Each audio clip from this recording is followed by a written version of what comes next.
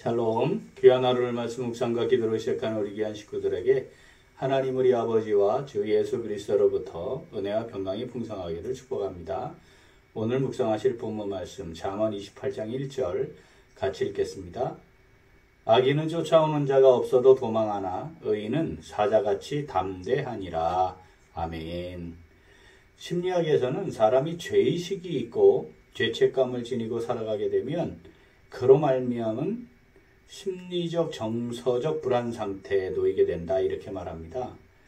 악함의 정도가 지나쳐서 무감각한 상태에 있거나 양심에 화인 맞은 상태에 있는 경우 그거는 따로 이야기할 필요가 없겠지만 그런 수준이 아니라면 심리적 정서적 불안 상태에 놓이게 되는 것이 이렇게 당연하다 하겠습니다. 모든 사람에게 존재하는 양심과 도덕에 영향을 받는 것이죠. 심할 경우에는 초조, 강박, 불안, 우울에까지 이르게도 됩니다. 반면에 사람이 완전할 수는 없지만 정직하고 바르게 행동하는 사람은 위기의 상황에서도 흔들리지 않습니다. 위축되거나 비겁해지지 않고 당당하게 또 담대하게 상황을 인식하고 받아들이죠. 그래서 비겁하지 않고 당황하지 않으면서 담대해집니다.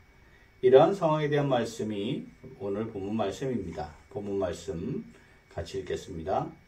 악인은 쫓아오는 자가 없어도 도망하나 의인은 사자같이 담대하니라. 아멘. 창세기 4장 13, 14절을 보면 가인이 아벨을 죽인 후에 도망자가 되는 기록이 나와 있습니다. 같이 한번 읽어보겠습니다. 가인이 여호와께 아뢰되 내 죄벌이 지기가 너무 무거우니이다. 주께서 오늘 이 지면에서 나를 쫓아내시온즉 내가 주의 낯을 배웁지 못하리니 내가 땅에서 피하며 유리하는 자가 될지라 물은 나를 만나는 자마다 나를 죽이겠나이다. 아멘. 가인은 하나님께 나를 만나는 자마다 나를 죽일 겁니다. 이렇게 호소합니다. 당시에는 평균 900살 이상 살았으니까 시간이 흐르면서 사람이 점점 많아지는 것, 그런 상황에 놓일 것에 대해서 우려하는 그런 내용이죠. 가인은 스스로 피하며 유리하는 자가 되고 자신이 죽음의 위협 앞에 있게 될 것이라 이렇게 예측하는 겁니다. 하나님의 형상대로 지음받은 사람은 비록 타락하여 불완전하긴 하지만 하나님의 성품이 남아 있습니다. 그래서 도덕적 반응을 하며 살아가게 되는 양심을 지니고 있죠. 양심이 정상적으로 작동한다면 죄와 심판에 대한 두려움 가운데 살아가게 되는 것, 이거 지극히 당연하다 하겠습니다. 가인은 바로 그런 상황으로 자신의 상황에 대해 하나님 앞에 호소했던 겁니다. 반면에 하나님의 의를 따라 살고자 하는 사람, 하나님 앞에서 말씀대로 살려고 믿음으로 애쓰는 사람이 가지고 있는 가장 두드러진 특징을 꼽으라 하면 그것은 담대함이라고 할 수 있겠습니다. 담대하다는 것은 두려움이 없는 상태로 당황하거나 비굴해지지 않는 것, 그것을 의미하죠. 하나님의 말씀을 따라 하나님의 의를 추구하는 삶을 살아가는 사람은 꼼수를 피울 일이 없죠. 죄나 악과 타협할 필요도 없습니다. 하나님에 대한 온전한 신뢰를 따라 행하게 되죠. 그러면 그런 사람들이 보여주는 삶의 외적 열매, 그게 바로 담대함입니다. 본문 말씀 다시 읽겠습니다. 악인은 쫓아오는 자가 없어도 도망하나 의인은 사자같이 담대하니라. 아멘. 오늘 말씀 내게 주시는 말씀으로 받아 묵상하며 순종하는 성도 어떻게 할까요? 같이 읽겠습니다. 하나님의 말씀을 따라 담대함으로 승리하는 삶을 살아갑니다. 한 번 더. 하나님의 말씀을 따라 담대함으로 승리하는 삶을 살아갑니다. 우리 교회가 어려운 시기를 지날 때 저 개인적으로 정말 어렵고 힘든 시기들을 지나지 않았습니까? 예배당에 출입하지 말라는 법원에 가처분이 있었고 8개월 동안 저는 교회에서 먹고 자면서 교회를 지킬 때 그때 참 고단한 시간들이었지만 제 안에 세상이 줄 수 없는 참된 평안함도 누리며 지냈습니다. 제가 하나님의 뜻을 따르며 교회를 지켜내고 있다는 확신이 있었기 때문이죠. 예배당에 출입하면서 예배 인도했다고 벌금을 부여하는 재판이 열리게 되었고 저는 변호사를 쓸 수 있는 상황이 아니었습니다. 그래서 직접 재판정에 서게 됐죠. 여기 울산의 학성고등학교, 서울대, 그리고 이제 지금 판사가 되셔서 재판장이 되어 있습니다. 저를 상대하는 변호사는 또 학성고등학교, 서울대 판사 출신의 변호사였습니다. 그러니까 엄밀히 말하면 이건 재판하는 게 이미 결과가 나온 거나 마찬가지다, 이렇게 이해할 수 있는 상황이었습니다. 누가 봐도 답이 정해지는 상태였죠. 그리고 일반적으로 가처분이 내려졌는데 그것을 어기면 자동적으로 벌금이 부여되는 거, 그건 다른 심리나 이런 거 거치지 않는 게 일반적입니다. 자, 저는 예배당에 출입했고 그때 예배 인도했고 설교했고 또 그렇게 했다고 밝혔고 동영상도 계속 올렸으니까 이거는 더 이상 논란의 여지가 없어 보였습니다. 그것을 위장하거나 숨길 필요가 없었죠. 왜냐하면 제가 하나님 앞에서 제가 해야 할 일을 한다라고 하는 분명한 인식이 있었기 때문입니다. 그래서 제가 재판정에서도 그렇게 정확하게 있는 그대로를 표현을 했습니다. 그랬더니 판사가 이렇게 저한테 물었습니다. 교인들이 하라고 하면 해도 됩니까? 왜 법원이 시키는 대로 하지 않습니까? 그럼 교인들이 벌금 대신 내준다고 합니까? 그래서 제가 이렇게 대답했습니다. 판사님, 제가 목사로서 신앙적 판단으로 예배를 인도한 것인데 왜 교인들이 벌금을 대신 내줍니까? 아닙니다. 만약에 제가 벌금을 내야 한다면 제가 내야 합니다. 그랬더니 판사가 저를 이렇게 쳐다봐요. 그러더니 저한테 항고했습니까? 물었습니다. 제가 항고했습니다. 그랬더니 판사가 갑자기 그럼 항고 결과를 보고 합시다, 그렇게 말하는 겁니다. 그랬더니 변호사가 강력하게 반발을 했어요. 아니, 이거는 그냥 집행문 부여인데 아니 그대로 하면 되는 것이지 왜 그렇게 합니까? 강력하게 반발했습니다. 그랬더니 이 판사가 그 자리에서 변호사님, 제가 재판장입니다. 아니 그러면 저는 로봇입니까? 저도 판사로서 처음부터 이 사건에 대해서 심리할 수도 있습니다. 그런 심리를 할까요? 이렇게 말하는 겁니다.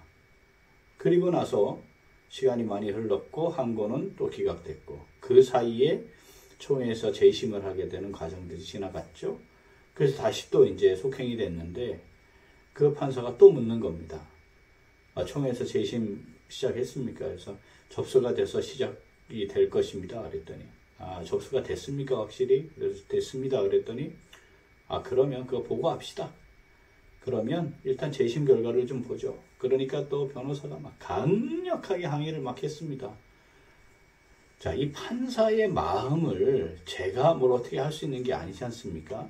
그 개인적으로 알지도 못하고 그 재판정에서 본 게 전부 다입니다. 연락을 취할 수 있는 관계도 아니고요. 그런데 하나님께서 그 판사의 마음을 주관하고 다스리시고 그 상황을 하나님의 선한 뜻을 이루는 과정으로 사용하신 거죠. 저는 그저 믿음으로 행했고 하나님께서 원하시는 대로 제가 해야 할 일을 했다. 그리고 그것 때문에 제가 의기소침하거나 두려워하거나 다른 생각을 할 필요 없다. 그냥 내가 한 일에 대해 믿음으로 반응하자. 이렇게 준비하고 들어갔는데 하나님은 그렇게 역사하신 것이죠. 사랑하는 우리 귀한 식구들, 하나님의 말씀에 견고하게 서서 하나님의 뜻을 구하고 그 하나님의 뜻을 따라 믿음으로 행할 때 이 담대함이 생기게 되어 있습니다. 그리고 하나님은 그렇게 담대하게 행하는 하나님의 사람들을 통해 하나님의 방식대로 하나님의 일을 이루어 가시는 것입니다. 본문 말씀 다시 읽겠습니다. 악인은 쫓아오는 자가 없어도 도망하나 의인은 사자같이 담대하니라. 아멘.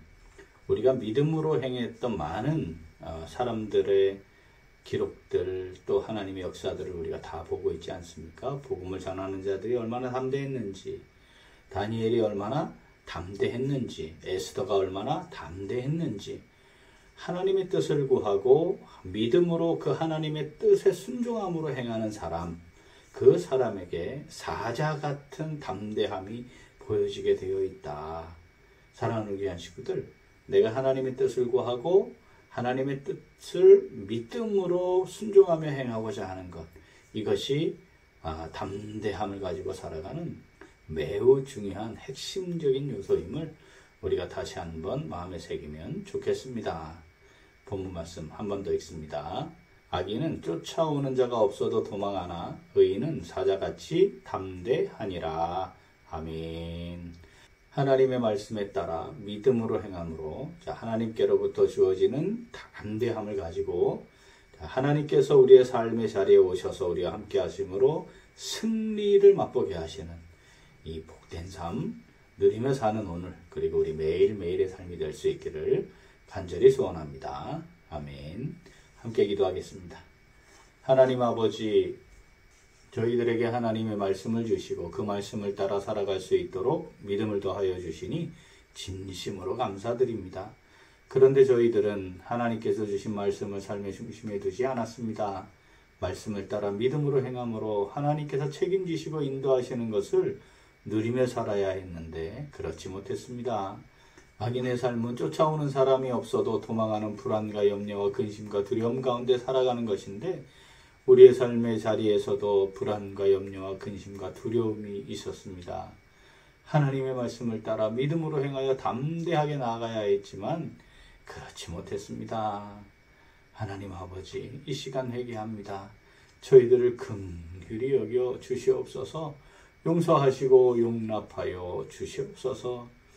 이제 하나님의 말씀을 따라 믿음으로 행하여 담대히 승리하는 복된 삶 살아가기를 간절히 소원합니다.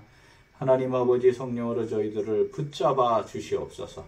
함께 하시고 인도하여 주시옵소서. 감사드리며 예수님 이름으로 기도합니다. 아멘. 오늘 도구 기도는 나눔과 섬김을 통한 지역사회 복음화를 위하여입니다. 먼저 카페 사역을 통한 지역사회 섬김을 위해 기도하겠습니다. 카페 꿈틀을 찾는 여러 불신자들이 카페를 통해 쉼을 제공받고 카페가 복음을 전하는 접촉점이 되도록 봉사하시는 카페 봉사팀 명예관에 강건하게 잘 감당하도록 기도하겠습니다. 또한 지역사회가 필요로 하는 사역을 통한 복음화를 위하여 기도하겠습니다. 우리 교회가 지역사회에 꼭 필요한 선한 이웃이자 사랑이 넘치는 좋은 이웃으로 지역사회를 섬길 수 있도록 기도 제목 보시면서 함께 기도하겠습니다. 이어서 육신의 연약함으로 치료 중에 있는 식구들과 생활에 어려움을 겪고 있는 식구들과 군 복무 중인 형제들과 타 지역에서 머물고 있는 교회 식구들과 학업 중에 있는 청년들 위해 기도하시고 우리 각자 기도 제목 가지고 함께 기도하겠습니다. 기도합니다.